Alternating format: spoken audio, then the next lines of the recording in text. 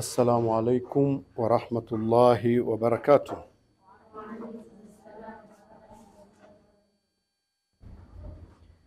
Bismillahir Rahmanir Rahim. Alhamdulillahi Rabbil Alamin. Wassalatu wassalamu ala Rasulillah Nabiyina Muhammad sallallahu alayhi wa alihi wa sahbihi wa man tabi'ahum بإحسان إلى يوم الدين. رب اشرح لي صدري ويسر لي أمري واحلل عقدة من لساني يفقه قولي وبعد. Baada ya kumsifu Allah na kumtakia rehma mtume wetu Muhammad sallallahu alayhi wa alihi wasallam, leo napenda tuzungumzie al-ihsan, kuwa mwema, kumwabudu Allah kama tunamuona na kuwa mwema kwa viumbe. Lakini wema ni mpana sana. Katika huo wema si tutazungumzia sifa moja leo, sifa ya rahma, huruma. Ar-rahma, sifa ya huruma. Manake sifa ya huruma ni katika wema. Tutaizungumza sifa hii ya huruma, ar-rahma, sifa ya huruma. Huu wema tukiuzungumza, al-ihsan, wema ni njia nyepesi sana ya kumuingiza mtu peponi. Ukiwa mwema, yani umeshika njia ile iliyonyooka, moja kwa moja wewe uende peponi, ufunguliwe mlango wa pepo. Wema ni njia nyepesi ya kugonga mlango wa Allah subhanahu wa ta'ala akufungulie. Na huu wema tunaokusudia kuuzungumza leo kwenye sifa ya rahma, ule kuwa na huruma. Manake ukiwa na huruma unasababisha mazingira ya dunia yawe mazuri kwako na kwa kila yanayemzunguka. Hapo umejitengenezea dunia vizuri na umetengeneza njia ya kwenda kugonga mlango wa Allah subhanahu wa ta'ala. Umetengeneza njia ya kwenda peponi haraka sana. Tunauzungumza wema, lakini ndani ya ule wema kwa ujumla sifa ya ar-rahma, sifa ya huruma. Sawa? Tunamshukuru Allah ambaye yeye ndiyo asli ya wema wote. Na hii neno ihsan limetokana na katika majina yake Allah, ni sifa zake. Muhsin, al-muhsin. Na yeye ndiye ambaye amekifanya kila kitu kuwa kizuri, kikawa chema. Na shari huwa haitoki kwake kwa asili, kwamba Allah anafanya shari, kwamba Allah anaitwa mwenye shari. Haitwi hivyo. Sasa mbona shari zipo? Shari zinapatikana katika viumbe kwenye ule utaratibu ambao ameuweka. Wakikimbia wema, manake kitakuja kinyume chake. Kwa hiyo Allah haambiwi ni mwenye shari, ila shari hupatikana kwa viumbe wanapoiacha njia ya Allah subhanahu wa ta'ala. Sawa? Wakiacha njia tu kwa ujinga au kwa jeuri, utakuwa umekimbia wema, manake itakuja nini? Shari. Alhamdulillah, tunamshukuru Allah, yeye kheri zote ziko mkononi mwake na shari haiko kwake yeye Allah subhanahu wa ta'ala. Lakini shari ipo duniani, ipo kweli, inapatikana shari na yeye anaweza kuizuia kweli, lakini maana ya mtihani haitokuwepo kama akizizuia. Hata ukikusudia shari anazuia, maana mtihani itakuwa haipo. Umeeleweka? Maana ya mtihani ni kwamba vitu alivyoviumba Allah subhanahu wa ta'ala vitakwenda kwenye zile asili zake. Ukifuata njia hii nzuri, anakuachia ufike. Na ukiamua kuifuata hii, ukafuata hii njia ambayo itakuletea shari, anakuacha pia ufike vile vile. ili mtihani utimie. Ndugu zangu, kwa uhakika katika dunia matatizo, mishkila inayotupata, ugumu unaopatikana duniani kuanzia kwa baba yetu Adam mpaka siku ya Kiyama, sababu kubwa ni watu wanapoacha ule mwongozo wa Allah. Kwa hiyo kwa asili kheri ipo, ameiweka Allah, lakini kheri hii ukiacha tu wewe itazaa shari. Kwa hiyo watu ndo wanasababisha matatizo kwa sababu tu ya kuacha mwongozo wa Allah. Na Allah analisema hilo katika Qur'ani, a'udhu billahi minash shaitani rrajim, dhahara alfasadu fil barri wal bahri bima kasabat aydin nas. Nikumbusheni mwisho wa somo, nikupeni namba ya aya hiyo, haki sikuishika sasa hivi kichwani. Dhahara alfasadu fil barri wal bahri bima kasabat aydin nas. Inshallah kama yuko hafidhi hapa atakupeni sasa hivi. Umedhihiri uharibifu nchi kavu na baharini kutokana na yale ambayo mikono ya watu inafanya. Allah subhanahu wa ta'ala anasema hivi. Kumbe uharibifu unapatikana kwa mikono ya watu tu. Sawa sawa? Tuko vizuri? Nikupeni mfano hai kwenye hilo. Allah ameumba pori limejaa wanyama pori wengi. Akaumba wanyama kama vile simba, chui, fisi na mbweha na wengine. Hawa kwa kawaida wanakula nyama, ndivyo sivyo? Wakiwinda, akikamata mnyama wakula, kesi imekwisha.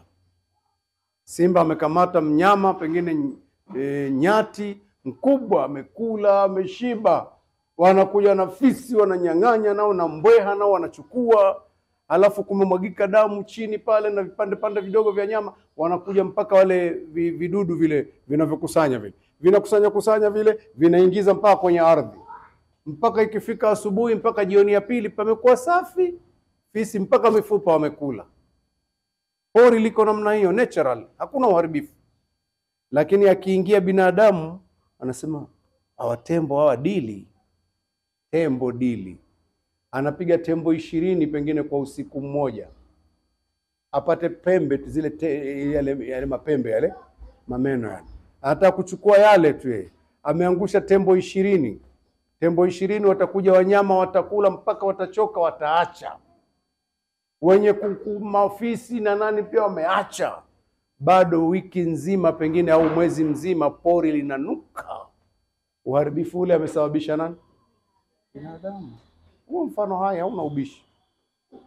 Binadamu anaweza akaingia baharini pia, ana bunduki zake na bomu kabisa, akapiga nyangumi pengine 3, akawapiga kwa kujifurahisha tu. Nyangumi 3 umewaua. Samaki walio baharini watakula mpaka watachoka kwa nyangumi yao. Kama ni yeye atakata nyama mpaka watachoka. Bahari inanuka kwa siku kadhaa. Pengine akichukuliwa na maji, akifika ufukweni ule beach pale pamenuka kwa sababu ya mtu mmoja. Lakini wenyewe kwa wenyewe samaki baharini, papa anakamata, nyangumi anakula tani za samaki, hakuna uharibifu kabisa. Kwa hiyo uharibifu msababishaji mkubwa ni mwanadamu, nayo ni kwa sababu ya kutoka tu kwenye njia ya Allah aliyoifundisha, na sababu ya ujinga, pengine ujinga wake unasababisha. Na ujinga ni tatizo kubwa sana, kwani adui mkubwa wa mwanadamu ujinga. Ujinga ni adui yake mkubwa. Ujinga unaweza ukamsababishia mtu, ukamfikisha kwenye madhara ambayo hata adui yake asingemfanyia. Yaani ujinga wako mwenyewe tu ukajifikisha kwenye madhara makubwa ambayo hata adui yako asingekufanyia madhara hayo, kwa ujinga wako tu mwenyewe. Basi hivi hivi tu.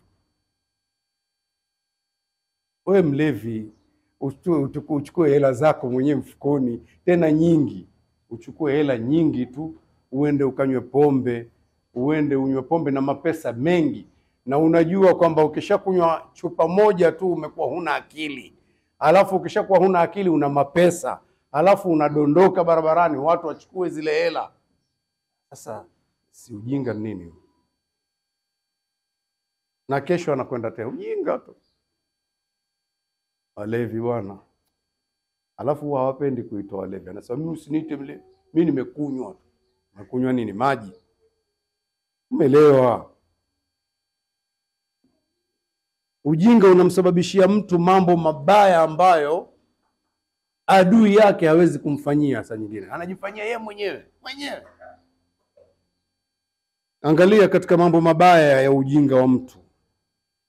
Anafanya mambo ya kumkimbia Allah mpaka anaingia motoni. Haya, ameingizwa na adui yake motoni. Siku ya Kiyama watu watasema maneno haya, yamerekodiwa na Allah subhanahu wa ta'ala kwenye suratul Mulk aya 10. Waqalu, na watakuja kusema, lau kunna nasma'u, tungekuwa tunasikiliza maneno sahihi, tunayasikia na tukayasikiliza, au naaqilu, au tukayatia akilini vizuri. Maana yake ni kwamba hawakuyatia akilini. Kama tungeyatia kwenye akili, ma kunna fi ashabi sa'ir, tusingekuwa watu wa motoni leo. Kwa hiyo ujinga wao tu ndio uliwapeleka motoni. Ujinga umempeleka mtu motoni yeye mwenyewe, hakuingizwa na mtu. Amekuja mtu wa kumuongoza akatia ujinga, hataki kusikiliza, akamwambia wewe mbona binadamu kama mimi. Kwa hiyo mkiwa binadamu kama wewe, manake hatupishani akili, hatupishani elimu. Ni binadamu kweli, lakini tumepishana. Kuna kitu ninakijua, wewe ukijui. Ujinga wake ukampeleka motoni.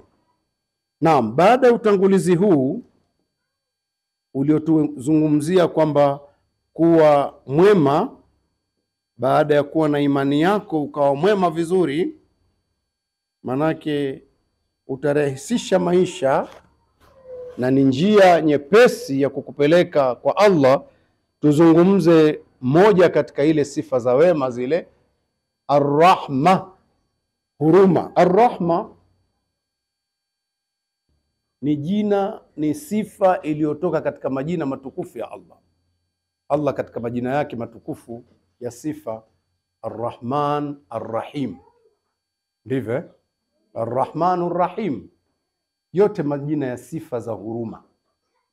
Lakini kuitwa binadamu Rahman haifai. Siku zote binadamu waitwe Abdurrahman. Kwa nini haifai? Na ni sifa ya huruma, kwa sababu sifa Arrahman hakuna anayeiweza, ni Allah peke yake.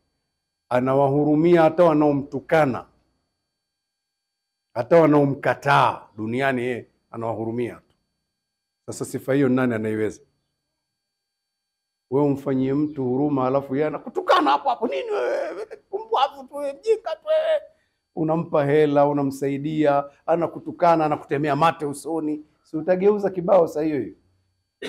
Sifa hii anaiweza ni Allah tu, Rahman, kwenye dunia. Lakini Allah anayo ya pili, Arrahim, mwenye huruma. Vile vile huruma hizi Allah anazifanya duniani kwa ile ya kwanza, na akhera huruma hizi atawahurumia waliomkubali tu. Sasa sifa hii anaruhusiwa mtu kuitwa Rahim, na anaweza pia kuitwa Abdurrahim. Sasa yote inawezekana. Na hii sifa yenyewe ni rahma. Kwa hiyo hata mwanamke akiitwa Rahma amepata jina lililokuwa limekuwa mushtaq, limetokana na sifa ya Allah Rahim. Sawa, Rahma yani huruma. Jina zuri sana limetokana na sifa ya Allah subhanahu wa ta'ala, Rahma. Kwa hiyo walio na jina la Rahma wawe na huruma kweli. Wakiwa kinyume chake tutakuwa tunamshangaa. Jina lako nani? Rahma.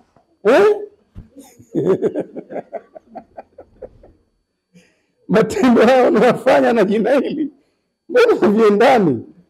Sawa. Hapa panaonekana umuhimu wa kuyajua majina ya Allah na sifa zake.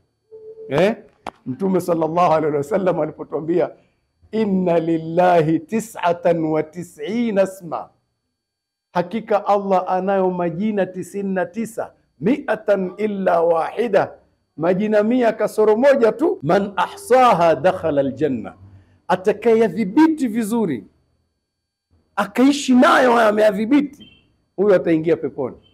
Kwa hiyo kujua majina ya Allah ya sifa zake haya ni muhimu sana, kwa sababu utaishi nayo. Hata ukifanywa tukio lolote, kuna jina la Allah wewe unalijua, unaona linakuweka sawa.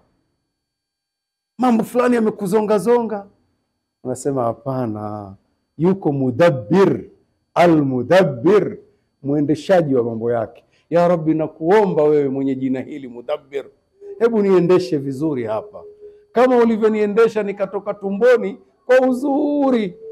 Si nilitoka vizuri tumboni, ama sivyo? Nilikaa miezi kadhaa kichwa kimeelekea juu, lakini wakati wa kukaribia kutoka kiligeuzwa chini upate kutoka vizuri. Kwa yuko mudabbir. Nilipotoka sijaandaa mimi chakula, wala mama hajaandaa. Wewe ulikuwa umekwisha andaa maziwa. Nilipotoka tu nikayakuta yapo. Halafu si hivyo tu, hata kunywa pia ni miujiza. Mtoto ametoka leo tumboni, hajafundishwa kuvuta. Unajua ile kitendo cha kufanya kile kitendo ni kazi ile. Hajafundishwa na mtu hii. Akilia tu ametiliwa mdomoni, anaanza amebana, ala, imetoka wapi? Kwa hiyo ukiyajua majina ya Allah ukayadhibiti vizuri, hukosi namna ya kutokea katika maisha yako, kwa sababu utamuomba kwa jina hilo wakati wa matatizo hayo. Sawa sawa, eh? Waqala rabbukum ud'uni astajib lakum, na amesema Bwana wenu niiteni mniombe takuitikieni. Walillahi alasmaul husna fad'uuhu biha, anayo Allah majina mazuri, muombeni, muiteni, mumuombe kwa hayo. Yani mumuite, saa nyingine mnamsifu tu, mnafurahi, ni ibada, na saa nyingine mnamuomba, mnamuita kwa ajili ya kumuomba shida zenu. Sawa sawa, eh?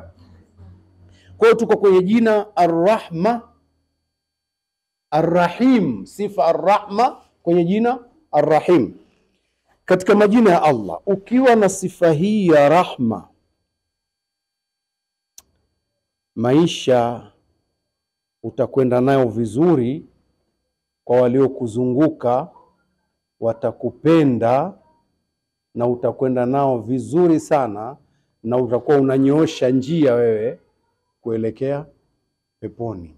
Yani unanyoosha njia, mara moja tu unaugonga mlango wa Allah. Ya Rabbi, nina shida mimi. Kwa sababu tu ya sifa hii ulionayo hii, utapata huruma za Allah, utasalimika. Ni katika sifa nzuri na njia nyepesi ya kuenda kwa Allah subhanahu wa ta'ala.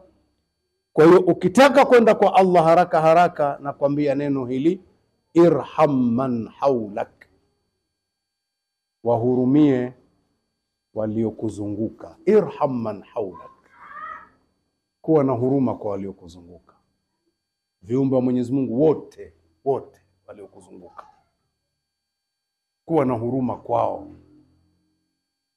Hata wanyama, sio viumbe wa Mungu, watu tu, hata wanyama.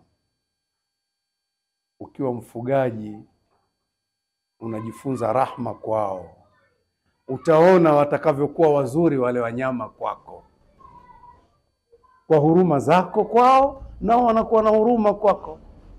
Unajua kuna watu wanaweza kukamua ng'ombe bila ya kumfunga, hata ile miguuni pia hamfungi. Ni sababu tu anavyodili naye. Ng'ombe anakuja saa nyingine kumfuata, anatamani akunwe tu na yeye, naye kweli anamkuna. Anakuja basi anamkuna, na yeye ukiweka kichwa karibu naye anakuramba, anakukuna vile vile. Au hamna wafugaji nini hapo? Zimeshatupitia hizo, tunazifahamu.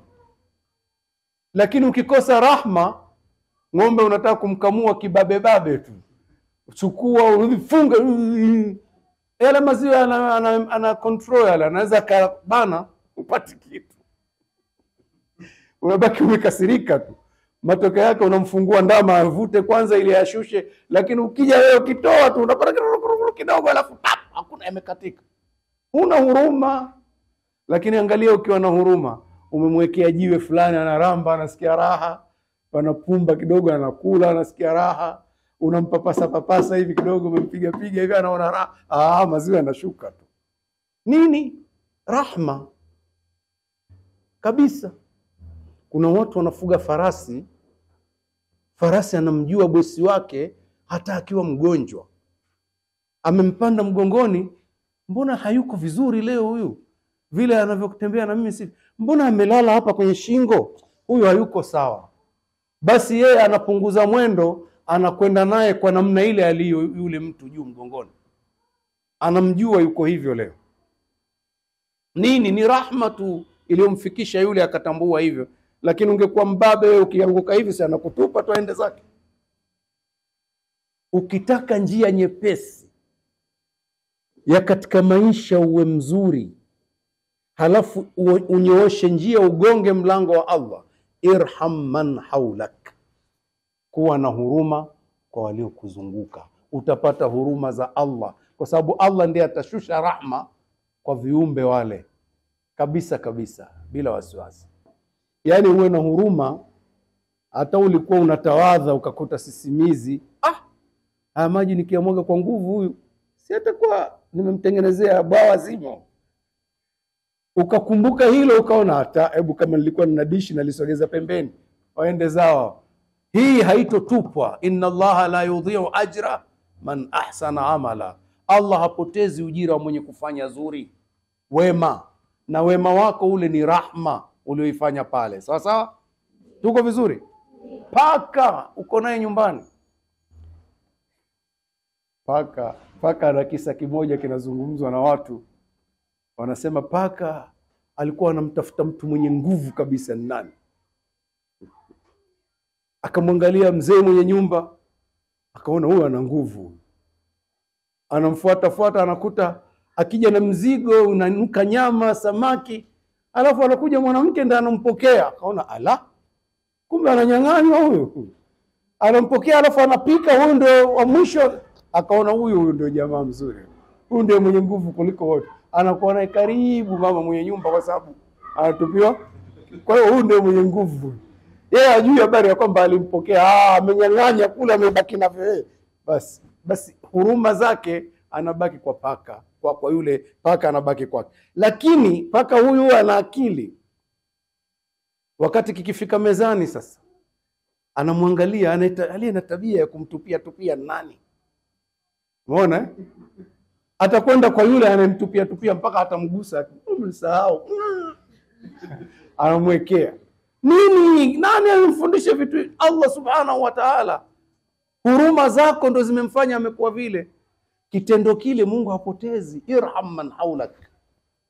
Wahurumie waliokuzunguka, kuanzia binadamu wenzako, watoto wadogo, wenye shida, mpaka viumbe wengine. Ukifanya hivyo utapata rahma za Allah subhanahu wa ta'ala, kama tulivyoambiwa kwenye hadithi ambayo ameisimulia Abdullah bin Amr bin al-As radhiyallahu anhuma.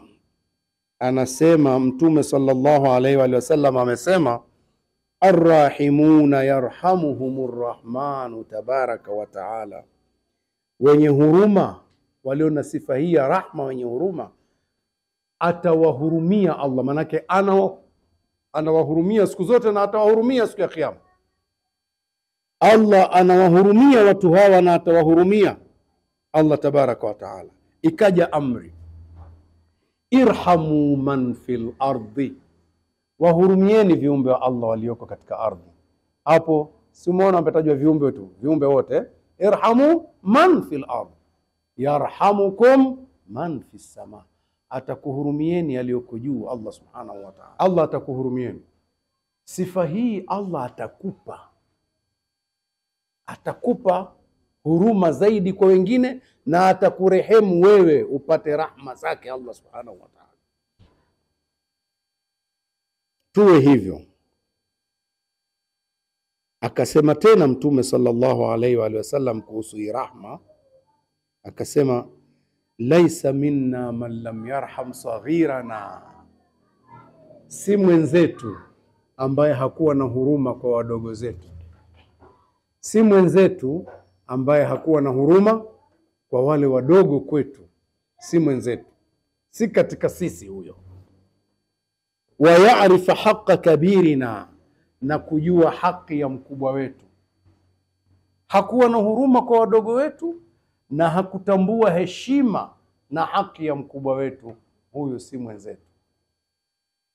Amemuona mkubwa wetu anahitaji huruma zake pia na anahitaji haki kutoka kwake, hakumjali. Vijana, mabinti, tukisema vijana mara nyingi siku hizi lugha imekuwa inatumika. Ukisema kijana anaonekana mvulana, sema mabinti ndio, lakini sifa ya kijana ni mwenye umri wa ujana, wa kike na wa kiume. Kwa hiyo wote vijana. Nikisema vijana nyinyi mnielewe tu, sawa? Vijana, siku hizi kumevurugika. Watu wenye umri mdogo hawajali wenye umri mkubwa na wanawapuuzia kweli. Wanaona kama vile hawana lao tena hapa duniani. Kumbe wao ndio walioandaa mazingira mazuri ya nyinyi kuendelea. Sawa sawa? Wakiwakuta wazee tayari hawana kazi tena, hawawezi kufanya kazi, wanaona hamna faida tena wao. Hapana. Hao walifanya makubwa katika nchi hii, wakakuandalieni mazingira, mkapata ajira kwenye watu waliopata ajira. Mazingira wameandaa wao, na pengine walikuwa na position nzuri ambazo wewe umepitia, unakwenda nazo. Lakini sasa hivi vijana wakiwa makazini kwa mfano, wakiwaona wazee wamekuja, wanaona kama vile hana umuhimu wowote tu, katingwa na mambo yake tu. Mpe nafasi yake yule, mjali. Na wakiwa kwenye mabasi, hata kumpisha siti akakaa hataki, anajifanya ametingwa na simu asimuone. Anaangalia simu eti ajifanya hakumuona. Wape fursa zao za utu uzima wao. Wamekuandalieni mazingira mazuri, nyinyi mkokaa kuna utulivu. Wakiwa kwenye shughuli za kijamii, hospitali au wapi pana foleni, ndio hivi atajifanya ana simu tu, ametingwa. Mpe nafasi. Wewe bado una nguvu, yeye hana nguvu tena ya kukaa muda wote huo. Kuweni na huruma. Mtume sallallahu alaihi wasallam alilizungumza hili, akasema laisa minna, si mwenzetu kabisa, man lam yarham saghirana, ambaye hakumhurumia mdogo wetu, wa ya'rifa haqa kabirina, na kujua akawa hakuijua haki, manake hakumtambua, hakumpa nafasi yake, hakuijua haki ya mkubwa wetu. Mkubwa kwetu ana haki zake, afanyiwe huduma zake. Ni muhimu sana hilo, twende nalo, litatusaidia sana. Mtume sallallahu alaihi wa sallam alilifanyia kazi sana hili katika sehemu nyingi, na lilikuwa likionekana. Kwa hiyo rahma hizi zinatakiwa zifanywe kwa wadogo zetu, zifanyiwe wakubwa wetu. Rahma kwa wazee wetu wanapokuwa wakubwa, wamezeeka, wamekuwa watu wazima. Siku hizi kesi zimekuwa nyingi, wazee wanateswa na watoto wao bila ya kujali, na wana maneno ya kuvunja moyo kweli kweli. Mimi ningetangulia, mimi singekuzaa tu. Hukutangulia, sasa ndio ametangulia yeye. Sasa unafanyaje? Sasa utaibadilisha? Mpe haki yake. Ungefikaje hapo ulipo kama ungekuwa na roho mbaya hawa? Subhanallah. Wakifikia ukongwe, macho mekundu kwa ukongwe na mateso waliyopata kukulea wewe, wanasema wachawi hawa, macho yao mekundu, wachawi. Macho mekundu ndio uchawi? Mwingine amekwenda kupiga ramli, anaambiwa watoto wako wanaumwa kwa sababu ya bibi yao. Wewe huyu bibi angekuwa mchawi, huyu si angekuanzia wewe tu? Bibi anavyopenda wajukuu, alafu yeye ni mchawi kwa wajukuu wakere. Mambo gani haya? Unajua mababu na mabibi umri wao vile umeshafikia mkubwa, wanaona wale wajukuu kama wenzao, sio?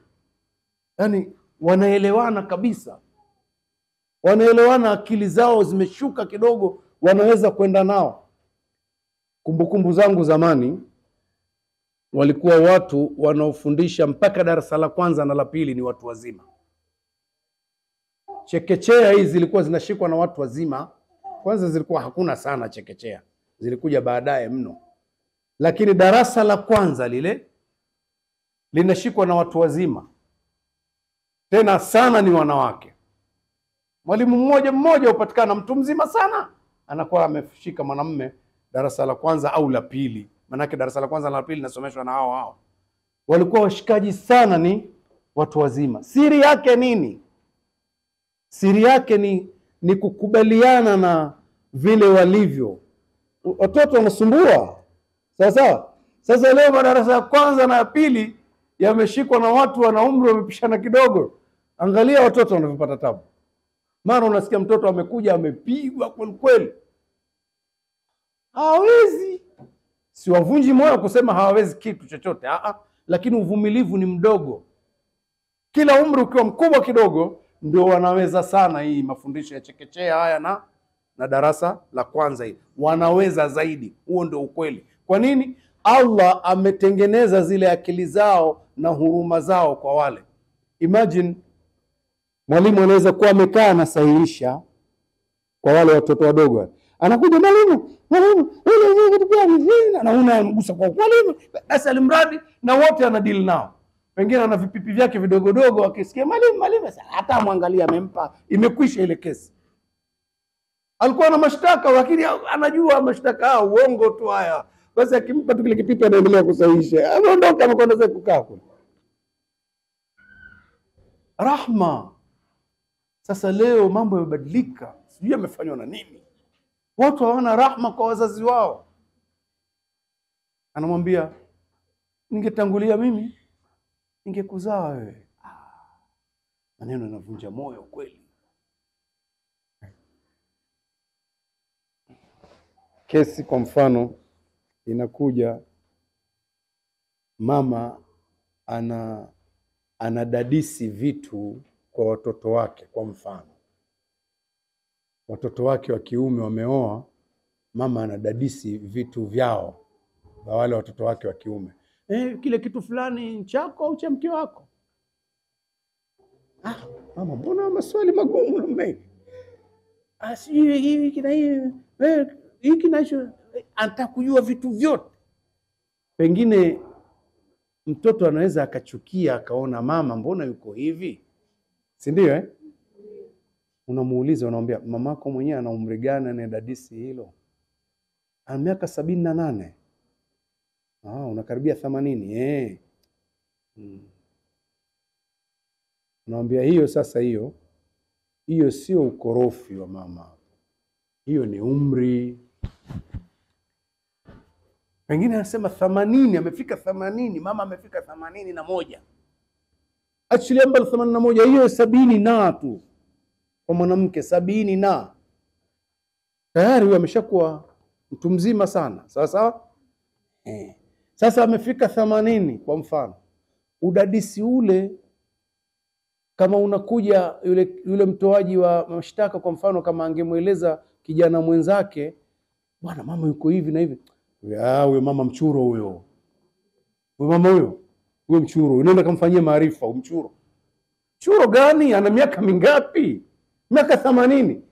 Bwana huyo sasa ni ule mtihani aliokuambia Allah, fala taqul lahuma uff, usimwambie hata Tena hapo la kufanya ni wewe na mke wako ukae chini, mzungumze, umwambie na mke wako, umwambie mama, kwa kipindi hiki cha umri muangalie vizuri, ni mtu mzima sana, anaweza kukwambia maneno yakakukera, akakwambia vitu ukaona kama haviingia akilini. Mchukulie utu uzima wake kama hao watoto wako hapo wanavyokuambia vitu haviingia akilini. Sasa hapo mwanao anakuja, mama sasa nakwambia njaa. Sasa na wewe unapika, sasa yeye anakuambia njaa, maana yake nini sasa? Utachukia umpige mwiko wa kichwa? Si utamwambia tu, napika mwanangu, nafanya haraka, napika kwa ajili yako, si ndio hivyo? Atakwenda atarudi tena akwambie tena la kukuudhi vile vile, na wewe unafanya huduma kwa ajili yake. Kwa hiyo unamwambia kama vile anavyokusumbua huyu, unapata namna ya kusema naye, mama, kwa kipindi hiki ndio kama huyu, kwa makini, usichukizwe na anachokufanya. Ndio ile kauli ya Allah aliyosema, fala taqul lahuma uff, usimwambie hata ya kuonyesha kuchukia. Hapa ni mtihani wetu huu, tuingie peponi, tufaulu. Lakini ukiwa wewe ovyo ovyo tu, jambo limekuja kwako, umri wako wa ujana, umeolewa juzi, unaanza kukereka na mama mkwe, unakwenda kumweleza mwenzio wa umri kama wa kwako, anakwambia mama mchuro, huyu mama mchawi huyu. Atakuulizaje maswali hayo? Mchawi wapi? Kichwa kimechoka. Kuwa na huruma, tambua zile haki zake, sawa sawa, myatambue hayo. Mbebe sifa katika sifa za Allah, zitakusaidieni majumbani mwenu, zitakusaidieni katika maisha yenu, mpaka barabarani zitakusaidieni, na zinatengeneza njia ya kugonga mlango wa Allah. Ya Rabbi, nimekwama hapa ya Rabbi, nataka kwa huruma zako ulizonazo ya Rabbi. Allah atakwambia, waman yattaqillaha yaj'al lahu makhraja, mwenye kumcha Allah anampa mapito ya kupita, njia hii hapa, pita. Sawa sawa, umegonga mlango kwa sifa yake ya rahma, atakuonyesha njia, utapita. Tuko pamoja? Kwa hiyo sifa hii ya rahma ipatikane kwa wazazi, ipatikane kwa ndugu, kuunga udugu, kwa mayatima, udugu ungwe. Tusiwe na lugha mbaya za kisasa hizi. Dunia imeharibika, tunaletewa lugha mbaya mbaya. Wewe ukitaka kuwa maskini, wewe shauri yako. Wewe fungua mlango kwa ndugu zako tu. Hata kuja huyu, kesho atakuja huyu, kesho atakuja. Sasa asije vipi? Aende wapi? Eti unataka aende wapi?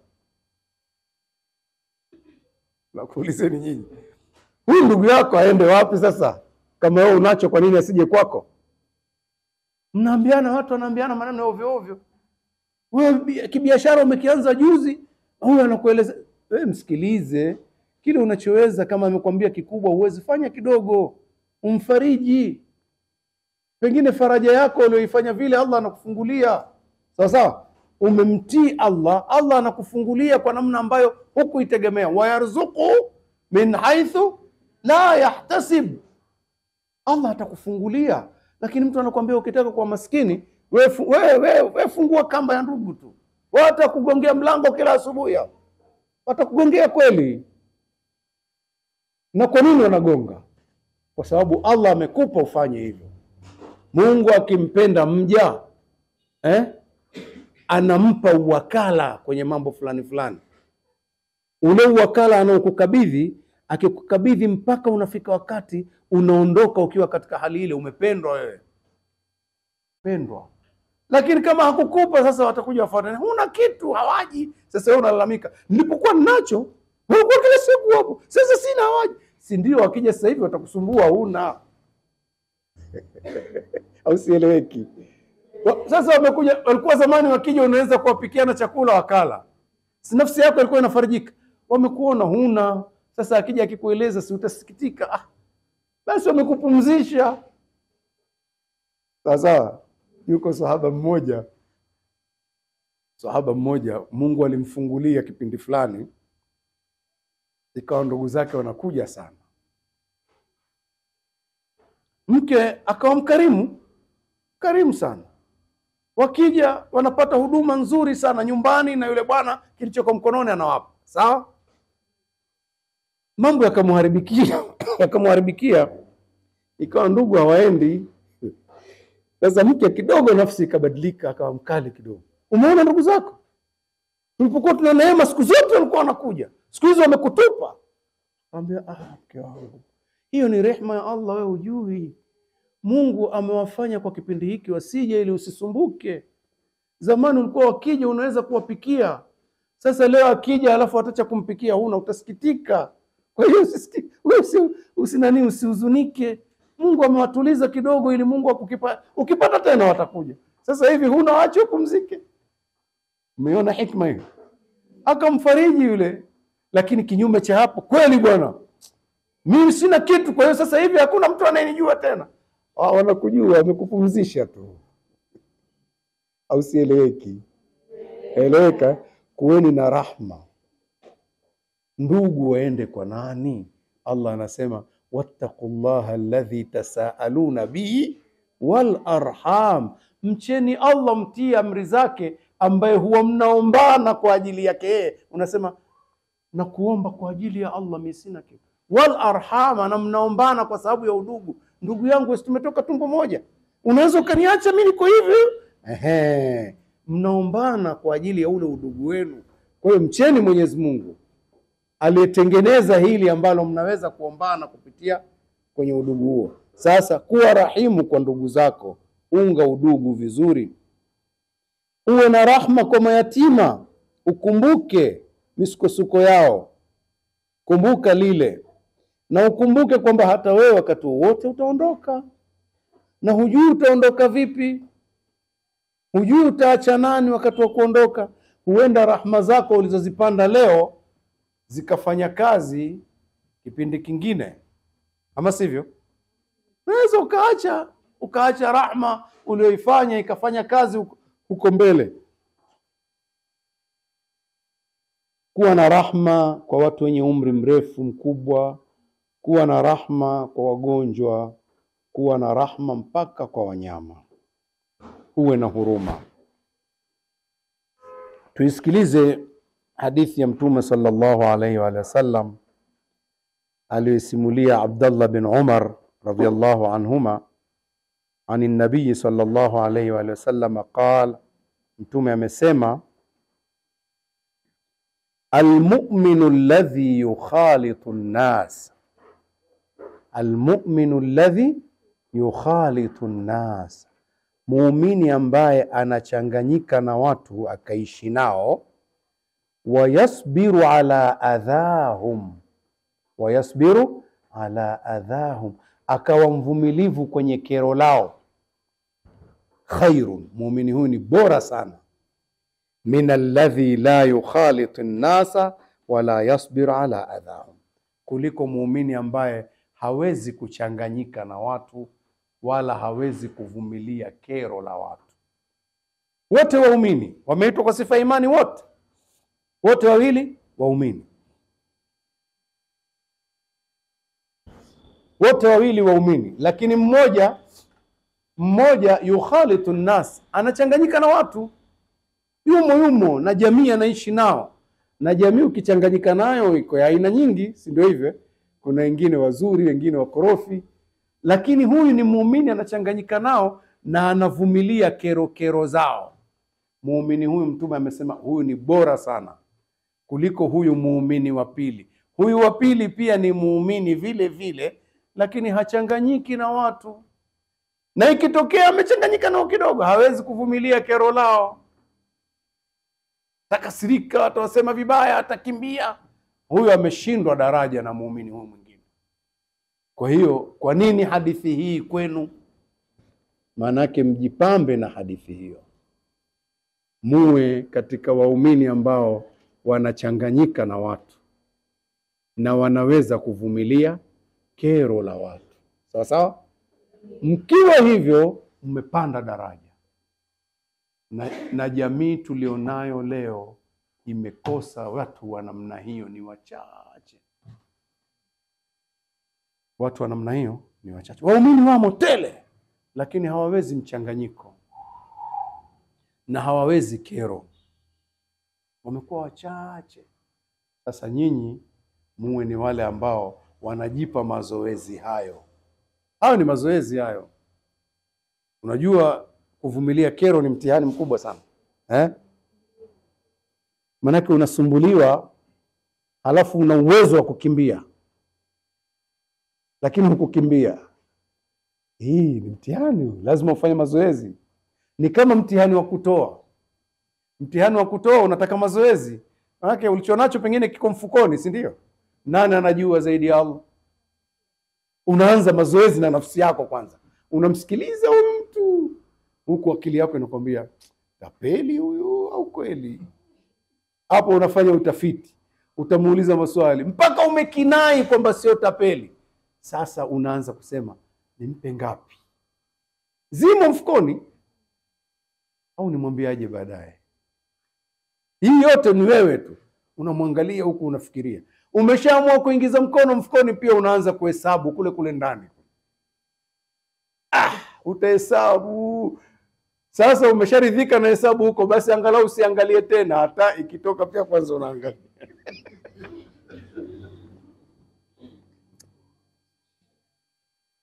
Sharti mazoezi. Mambo mema yataka mazoezi.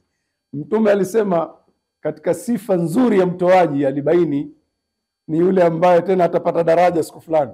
Sawa? Wakati mkono wake wa kulia ukitoa, wa kushoto usijue. Sasa ushahesabu huko ndani. Ilikuwa basi usharidhika, toa. Hapana. Allahu akbar, walillahi alhamdu. Mazoezi yanatakiwa kweli kabisa. Allah amekupeni taufiki ya kuwa kama hivi darasani saa hizi mnasikiliza qala Allahu qala Rasulullah. Wako watu wa umri wenu saa hizi wametingwa wengi tu nje, si ndio? Hii ni neema hii, kwamba mmekaa saa hizi mpate qala Allahu qala Rasulullah, amesema Allah, amesema Mtume. Ni neema kubwa sana. Na mimi pia neema hii kupata fursa kama hivi, nimekaa na watu nimewazidi umri, nimekaa nao nawaambia qala Allahu qala Rasulullah, si ndio? Neema hii. Mungu atudumishie neema hii, ailinde isiondoke. Amina ya Rabbi, na atupokee juhudi hizi. Amina ya Rabbi. Sasa fursa kama hizi zinavyohitaji mazoezi ni kama kule kutoa tulivyosema, Mkifanikiwa mkawa nazo, watu wa aina yenu ni kidogo. Sasa hivi wanahitajika kama nyinyi mjipambe na hadithi kama hizi. Sio ikisoma umeisoma umeijua halafu ujipambi. Ni vigumu sana, lakini ndio inavyotakiwa, kwa sababu hakuna kizuri rahisi. Au kipi kizuri rahisi? Niambieni kama nyinyi mnakijua.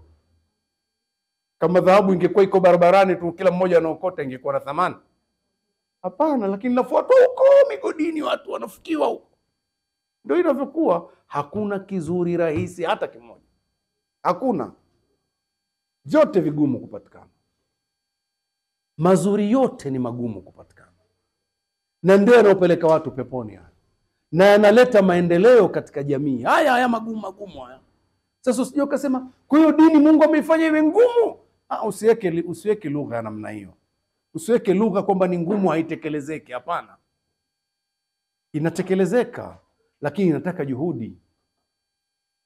Usijiweke katika ile namba rahisi wewe. Weka kwenye namba kidogo inayotaka kufikiri. Jiweke namba ambayo unahitaji kufikiri, sio namba zero nini sasa. Ufanye juhudi kidogo. Sawa sawa, Fanya juhudi. Angalia unapovaa hivi ulivyovaa tu, wangapi wanaokusema sema ovyo. Alafu wanaweza kukuletea maneno pia. Hivi unaweza kuhema kweli? Hivi unahema vizuri kweli? Wengine wanaleta maneno, unajua wamejistiri kwa sababu sio wazuri. Sasa siku akija yake kuona umefunguka, kumbe mzuri. Sasa kwa nini unajificha namna hii kumbe mzuri? Kwa hiyo kama nilikuwa ni mzuri nijiache tu mpaka nikose thamani yangu kwa sababu inapotea alafu ile thamani, si ndio hivyo?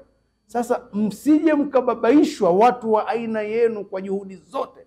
Mjipambe na hizi akhlaq Nabii sallallahu alaihi wasallam. Wamekuwa kidogo wa watu, kidogo sana.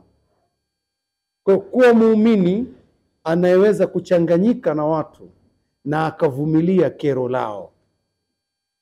Kuwa yule mwenye huruma, ndugu zake wajisikie kusogea kwake. Usichukue ile negative tu. Kama kwa hakujui nini sasa.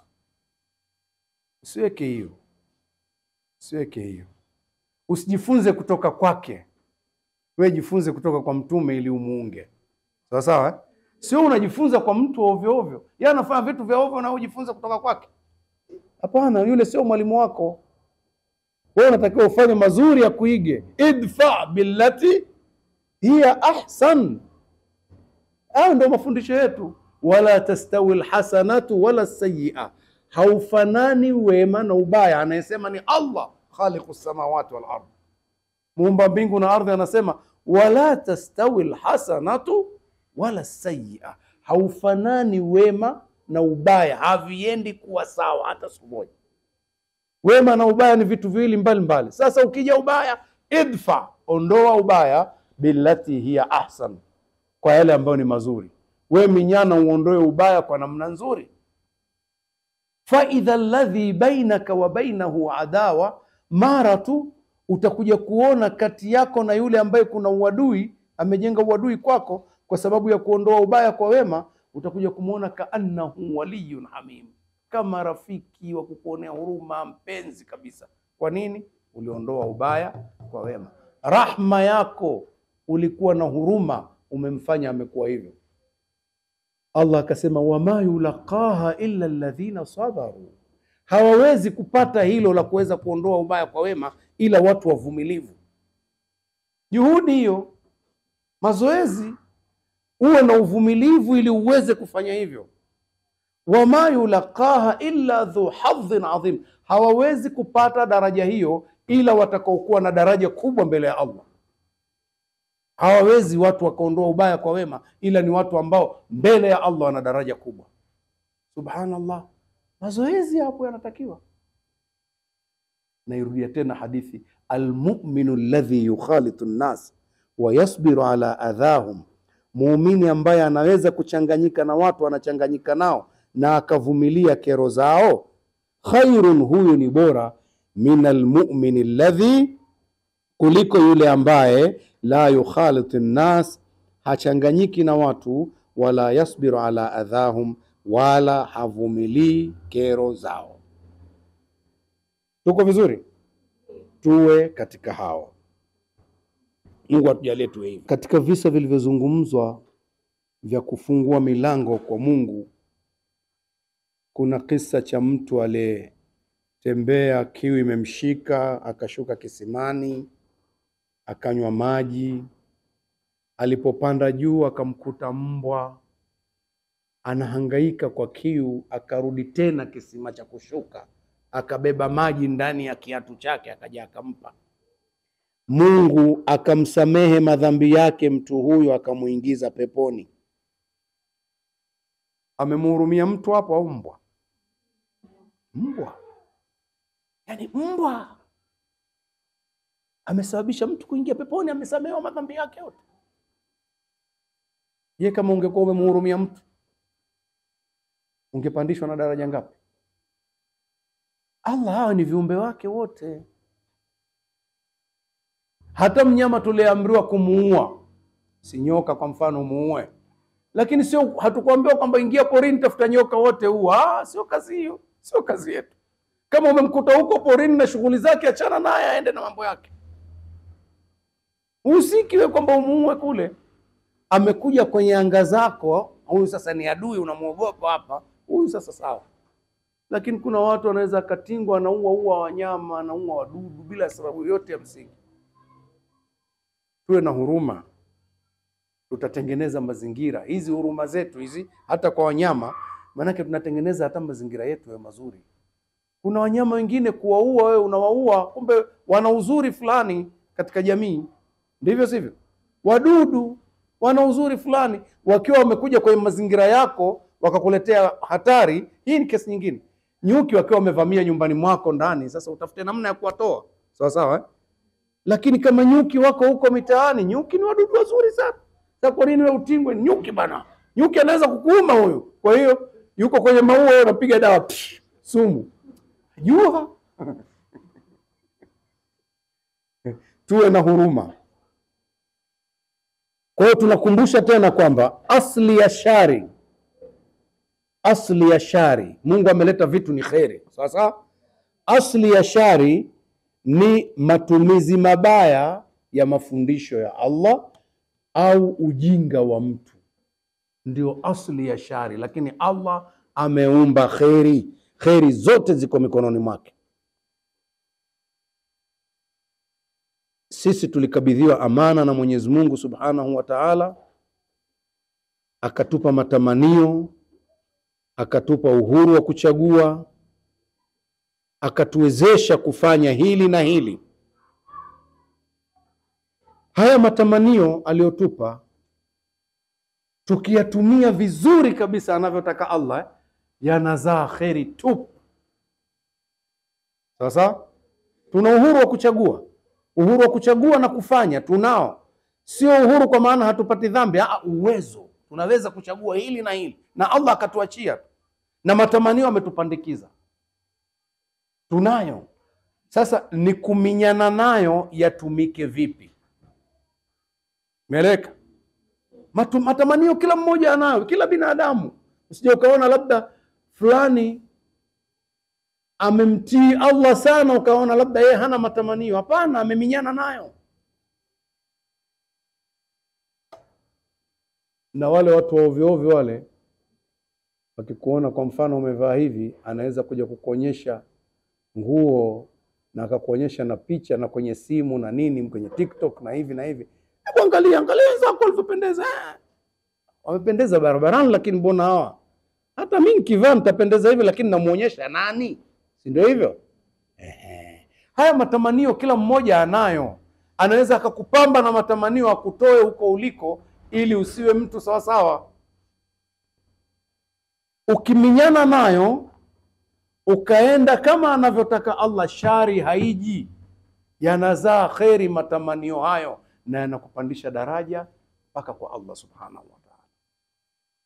Kipengele hicho kinachosema asli ya shari ni kuacha njia ya Allah au ujinga wa mtu. Lakini kwa asili dunia Mungu aliumba ni kheri top. Ametuumba twende peponi bwana. Kwenda motoni watu wanachagua wenyewe. Hapo panaeleweka hapo? Au hapajakaa vizuri? Mungu anataka twende peponi. Mtu anachagua mwenyewe kwenda motoni. Saa nyingine mtu mpaka anachapwa fimbo, nenda peponi wewe. Sio, ngoja kwanza, ngoja kidogo. Hataki. Mpaka anavutwa na mnyororo bado hataki. Wewe nenda peponi bwana, unachapwa na fimbo, nenda peponi. Ngoja kwanza nimalize hii riba, nachukua kidogo tu alafu nitaacha. Nani kakwambia utaweza kuacha kabla hujafa?